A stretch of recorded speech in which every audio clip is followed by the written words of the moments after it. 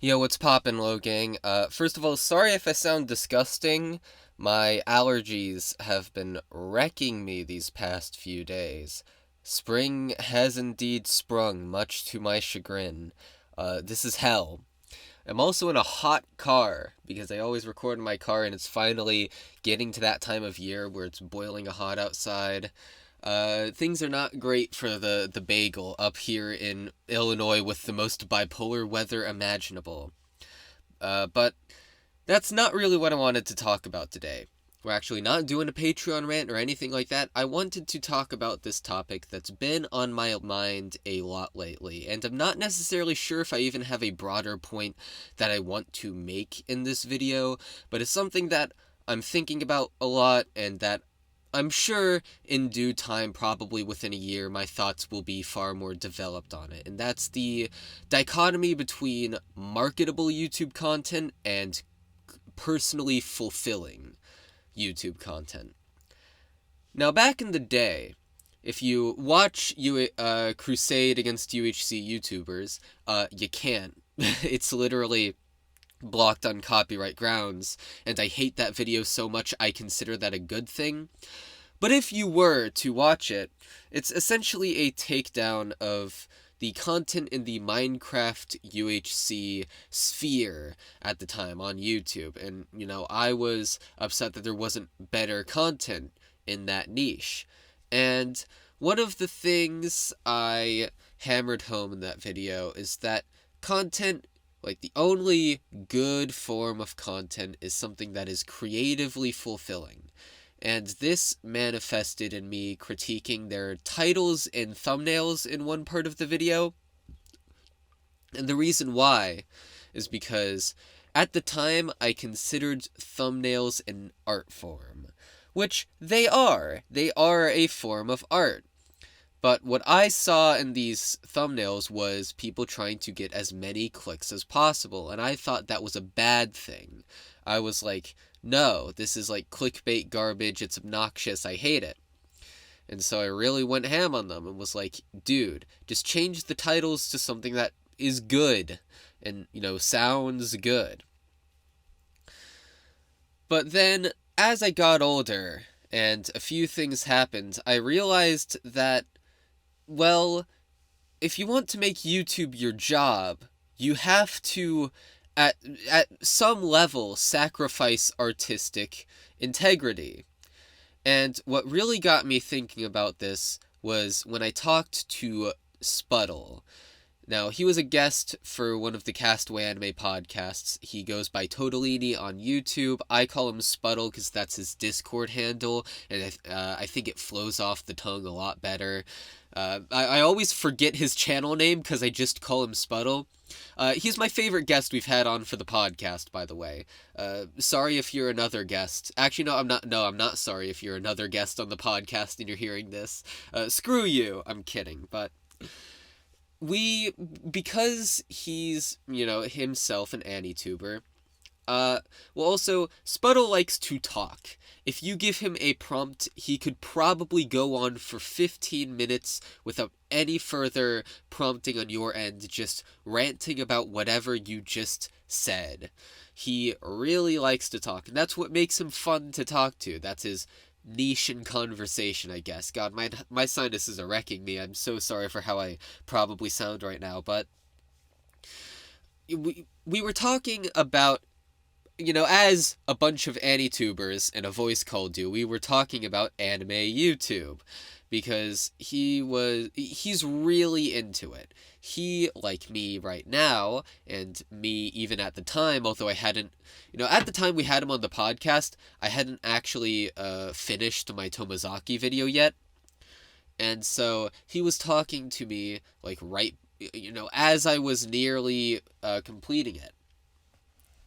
And, we he was like absurdly passionate about making YouTube his career. And what he had done was watched that one Mr. Beast podcast with Cullen and Samir, where he goes on for like an hour and a half, 2 hours, something like that, about basically what he thinks you ought to do in order to get big on YouTube. And Sputtle was essentially following that to the letter while also coming up with his new new ideas on how to game the algorithm. That was essentially the point of his content. And that's not to say his content lacks creativity. One of the reasons why I took him seriously is because even though his videos are ostensibly not my thing because they're so fast-paced, he is taking after Mr. Beast in that regard as well, where they're very quickly edited. Although he also tells me that some of his newer videos, the Oshinoko and Konosuba ones, are more laid back in tone. I haven't watched those yet for whatever reason, but I need to, because I think I'll like them more than most of his things. But even though they weren't my thing, I watched them and was like, I was like, if you told me what a Sputtle video is, this very fast-paced anime review of a single episode of a show where he just keeps on going and there's no room for anything to breathe, I would have been like, wow, that sounds obnoxious and terrible. I don't want to watch that. But the thing is, when I watched it, I was like, this is surprisingly not obnoxious and terrible. I actually kind of like this. And so I was like, okay, this guy's clearly doing something right artistically.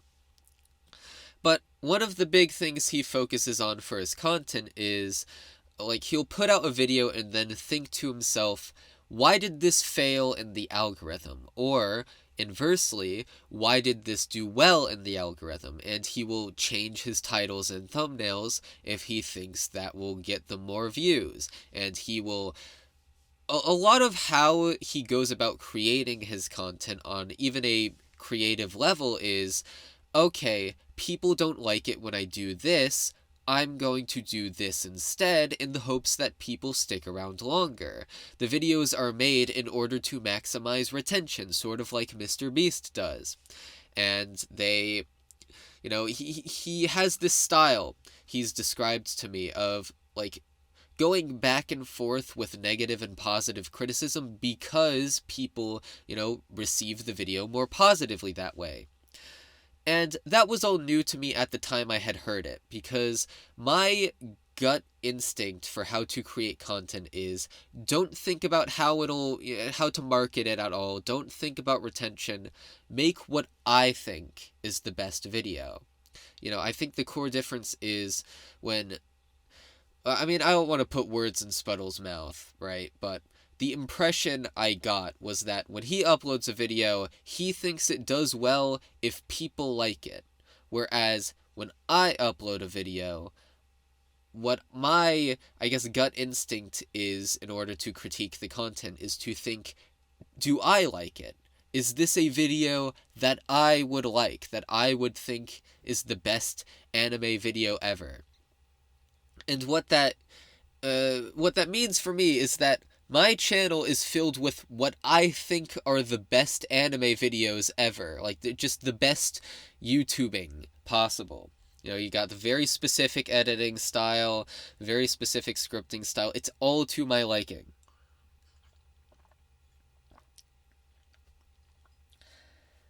But what Sputtle taught me, and I just took a sip, I'm not sure if... a sip of coffee, I'm not sure if I'll keep that in the edit. Maybe I'll just not cut anything. Sometimes I get the urge to do that just because I think it makes these videos more casual. But anyway, what Sputtle taught me was that if I want to make this a career, on some level I will have to learn marketing. Because this image I had in my head at the time was, I will keep on doing my thing, and one day I will just get lucky, and that'll be that. But what Sputtle said was, listen, YouTube is 5% luck and 95% skill, and if you can learn how to market on YouTube, you will be able to, succeed on the platform even if you are unlucky. It's about learning what does well. And I had never thought of it that way. I always assumed, hey, YouTube's luck. But when he explained it to me, I was like, oh, wait, that actually does make sense. Because marketing is essentially figuring out what people want to see. And so, if you learn your audience and what they want, you can effectively use that to your advantage in order to get the biggest video possible. And it's not about what people say they want, because if what people say they want is probably what I'm delivering consistently. What people really want is something that they don't always know, and so you need to figure that out. Like, if you ask the average person, are you more likely to click on a YouTube video about anime if there's a hot anime girl with her titties out in the thumbnail? Most people would probably say it doesn't affect their, willingness to click on it in the slightest. But fuck me, they're lying. They are absolutely lying. Most of the time, anyway. If they're a male, they're probably lying, unless they're gay. If you're gay, it probably doesn't affect you.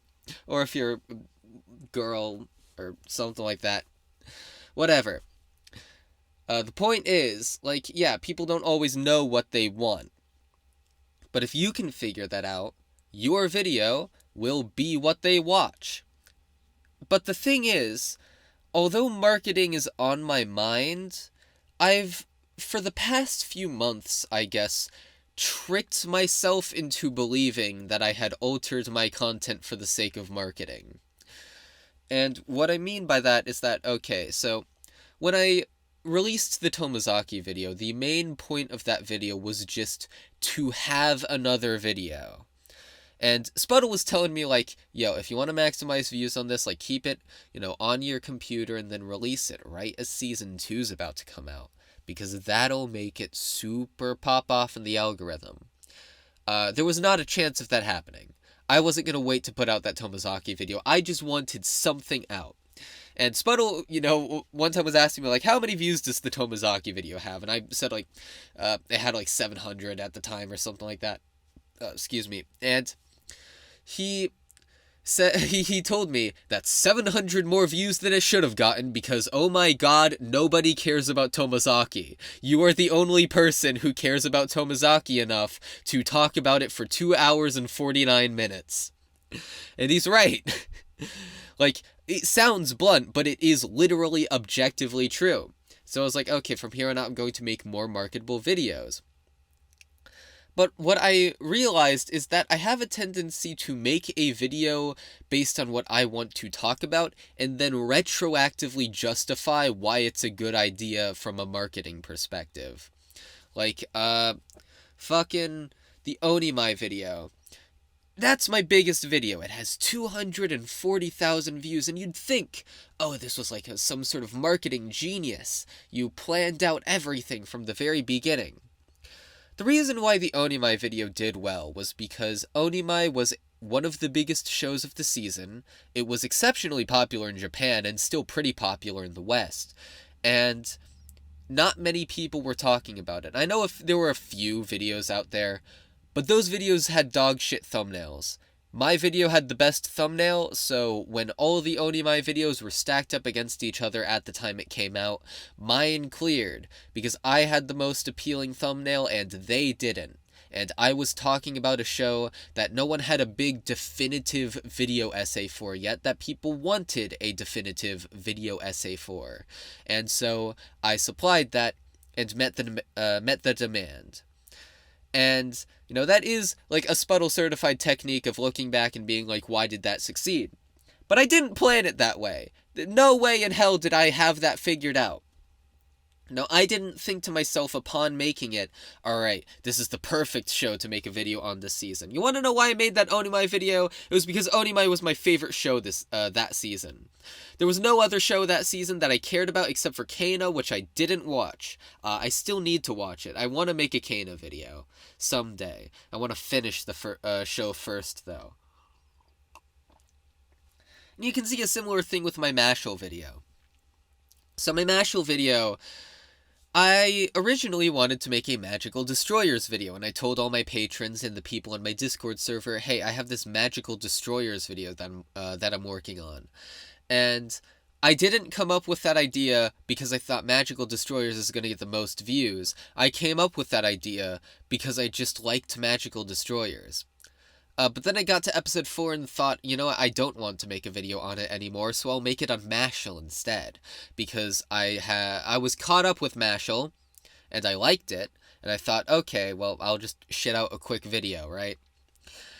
And the way I retroactively justified me making that video is, okay, it's a seasonal video, so it's going to get some relevancy. It's, Mashal is a show that hasn't had, I think, a definitive video essay on it and that I think people, not as much as Onimai maybe, because it's more of a pure comedy, right? Like, you don't need the comedy of Mashal explains to you. It is kind of obvious, but nonetheless, if people want, their views on its comedy vindicated and, a little bit of a dive into its themes, or at least explaining what they are and going into a little depth, there you go. My Mashal video provides, and so I was like, okay, this has a niche. But if I didn't come up with that, I probably still would have done it, or I would have just come up with a different explanation for why it succeeded.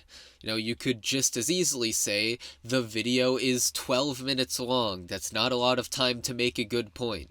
The video starts off with some pretty obvious points right out of the gate, and so people are going to click off because, people know why Mashal is funny. You can watch the show and figure it out for yourself. And it's not really that deep. The show does have some deep elements, but the reasons why it is funny are not deep. Like, my Mashal video is the one where I have the least to say about the show out of anything I've made so far. Even the Urusei Yatsura video, despite essentially being a 17-minute long shit post about Urusei Yatsura, still makes some pretty great points. And, you could just as easily justify why it won't do well. And sure enough, it's not doing that well. The video is not big. But I justified it to myself, being like, okay, this is a marketing effort. But at the end of the day, I'm an artist at heart. And that's not to say that Spuddle isn't one, or that Mr. Beast isn't one. Because marketing in and of itself is an art, and making art that caters to the masses is still making art at the end of the day. And arguably, if you use popularity and critical reception as some sort of objective metric, you can say, well, this is the best art. I'm getting closer to making the best videos I can by catering to as many people as possible. It's a different mindset. I have the mindset of the pretentious artist who makes their own thing, their own way, with their own personality, and refuses to bend the knee to anyone else's demands. I'm that stubborn prick who makes videos with my hyper-specific editing style, using the same tricks over and over again to give it, like, this very specific tone, who prints out the fucking characters from the show and puts them on popsicle sticks and moves them around for the camera, and puts, like, I have another editing trick of putting the characters as a PNG over this, like, esoteric looking background with a bunch of Vegas filters on it, and just letting it rip for like 20 seconds because it saves me time. I'm that guy. Now, I draw in my videos, even though I'm not a good artist, because I think that gives them more flavor. None of that is written in the rules to YouTube success. But I've justified it to myself. I've said, okay, well, I'm going slim and deep. I'm not for everyone, but to the people who like my content, it's the best content like that on the market. People who like my personality and resonate with my editing style, and who think the points I have to make are great, and who won't just immediately call them pretentious. And it's like, you can justify it to yourself however much you want, but at the end of the day, it is being applied retroactively. I didn't make my channel that way because I thought that was my best chance at being successful. I made it that way because I just wanted to make my channel that way. And on the one hand, I do think that is something people respect about my content. It's not broadly appealing. It is, in fact, niche. It is intentionally niche because I, as a person, am niche. I'm not, I have tons of wrinkles that most people will be put off by, but to some people it's like just the perfect texture for their brain to be like, this is real nice and comfy, and I want to watch all your shit, right? Obviously, it's not for everyone, and, you know, uh, and I guess it is good to at least know what my content is and what its appeal is, and, the fact that I am putting off certain crowds of people, and that those crowds are huge swaths of people in actuality. But there is a certain question at the end of the day. Well, I want to make it a job, right?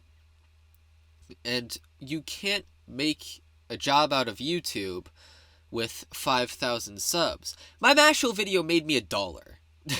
My Mashal video made me a fucking $1.30. Like, I can't get that many views per video and expect to make a living off of it. Although, I guess this is something. My Patreon is absurdly successful. It makes me like $130 a month.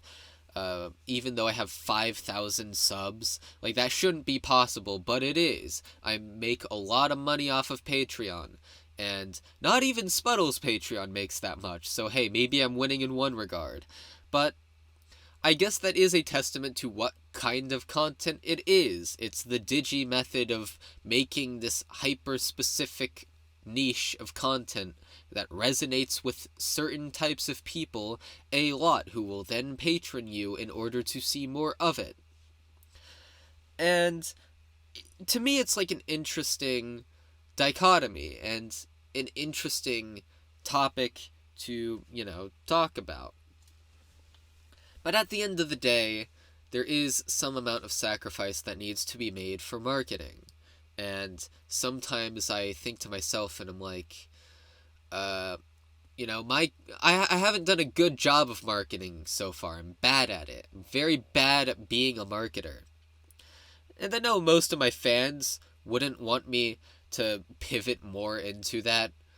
But at the same time, like, it would benefit me on some level to, go about it that way. But the thing is, I can only sacrifice so much because of the way my personality is. I'm not like Mr. Beast who says this video got more views, therefore it's better. I don't think my Onimai video is my best video. I think it's actually one of the less good ones of the modern Crunchy Bagels era. I think the best video I made is the Zaregoto one. And that is not even close to my most popular. It got 3,000 views. Which is pretty good by my metrics, but it's not great. It's not a Call of the Night video. It's not an Onimai video. It's the Zaregoto video, and it's niche inherently. I'm making a series on YouTube with hour-long videos each about a book series that came out 20 years ago. If I'm trying to market to as many people as possible, that is objectively an abhorrent strategy. And I'm still going to do the Zaregoto series. I'm right now about to read Volume 2 in order to make my video on it, because people ask me about it constantly. And that's the thing. I know I reach people with that kind of content, this super specific niche of stuff. People actually watch my second channel videos despite them being just me talking over anime screenshots, or YouTube screenshots, or whatever image is placed on the screen. But I guess what I'm getting at is, marketing is something I'm interested in, and interested in doing better. But it can't come at the expense of creativity and how I want to do things.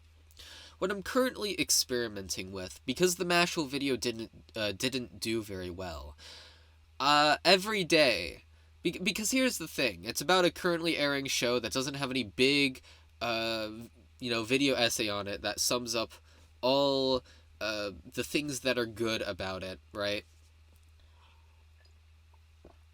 And so what I want to do is to every day give it a new title, a new thumbnail, and see which one will finally give it traction. I'm going the CGP Grey Gotham chess method of changing thumbnails constantly. You know? And hopefully, if I try that over and over again, eventually I'll get one that sticks and that gets it like at least 10k views. I want it to get 10k views. That's the goal I have in mind. There's a solid chance it won't reach that. It's only at like 800 something right now. I think 880. Oh no, I'd have to check. But I plan on just doing that over and over again, and through trial and error, hopefully getting a big success. And maybe if that does work out, and I'll probably make a second channel video about it if it does work out,